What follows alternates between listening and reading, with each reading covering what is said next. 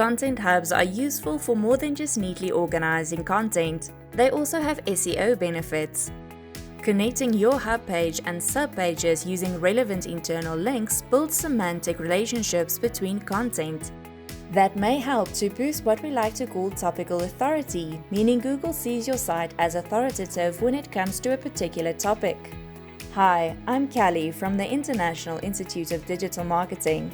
Here's how to create a content hub. Brainstorm topics for hub pages. Grab a pen and paper, put your thinking cap on, and note down any topics that spring to mind. If you're struggling for ideas, head over to Ahrefs Keyword Explorer, search for a broad topic related to your niche, then go to Phrase Match Report. You'll see a lot of ideas here, and not all of them will be suitable for hub pages, so filter through them and find what exactly you can use for your hub page. Choose relevant subtopics. The key here is to choose subtopics that are highly related to your chosen topic.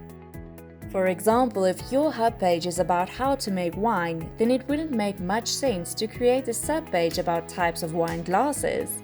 Good subpages give more information about a related topic. And lastly, link them.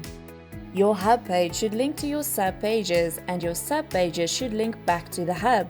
Many of the hubs you'll come across utilize custom designs to do this. While this looks good and makes sense from a user perspective, it's not a requirement. After all, some people don't have the resources to create elaborate hub designs. So if you're creating hubs on a budget, it's fine to use regular links. For more information, visit www.iidm.world.